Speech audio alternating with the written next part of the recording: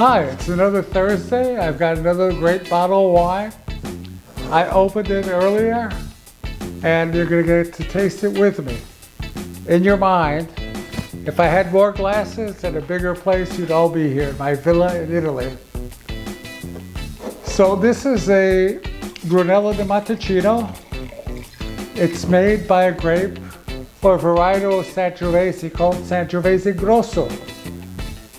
And it's very concentrated. This varietal only grows in the hillsides of Montalcino. There aren't that many vineyards up there, but this one is unique.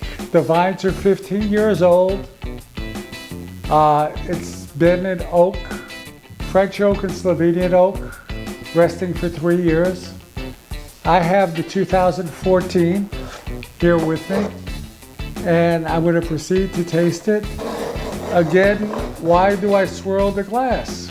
I swirl the glass to get the oxygen in the wine. That changes the whole nature of the wine. I opened it earlier to get that happen exactly. So let's see if it's tasting any different than it was the last time I tried it.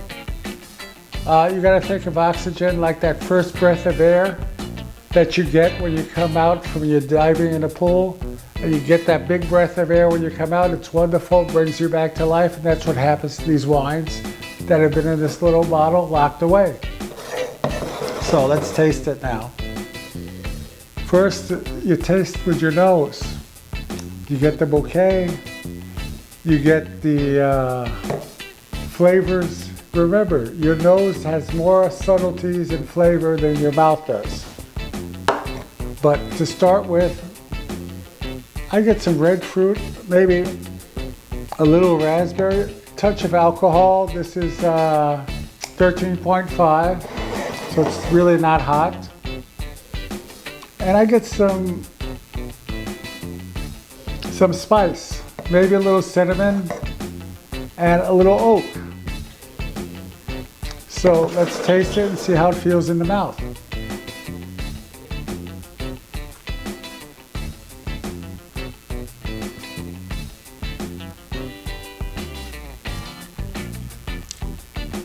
It's got some nice mellow tannins. This would be good with a piece of meat because in Tuscany, they're famous for the bistecca Florentina, which is a huge steak that they serve to you, very, very rare. And this would work with that, a little bit of game, veal, lamb. This is a good meat wine. And if you can afford it, have it with a hamburger at your next barbecue. And price-wise, this is very, very reasonable. This wine retails anywhere from $37.99 to $45, depending on where you get it. What I'd like you to do is, when you have an opportunity, try a nice Brunello di Montalcino. You'll find out if that's too much for you. You can get Rosso di Montalcino, which is the same grape from younger vines with less aging. So I'm going to try this again. But I say this is Castello Martinosi.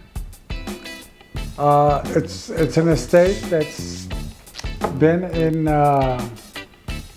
Montalcino for a number of years. It's very reasonably priced, and it's something you can afford to try. It's on the East Coast, I know that it's available. On the West Coast, perhaps, I really don't know. But it's a good place to start before you start buying that $100 bottle to build your library of flavors of your tasting. So if you get an opportunity, try a Brunello di Montalcino. This is a good one, 2014.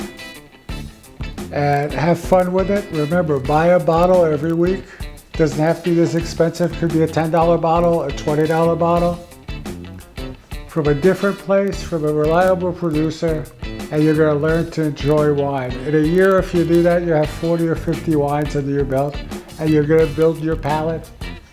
So when you hear somebody tell you the finish is good, by the way, the finish on this lingers a little bit.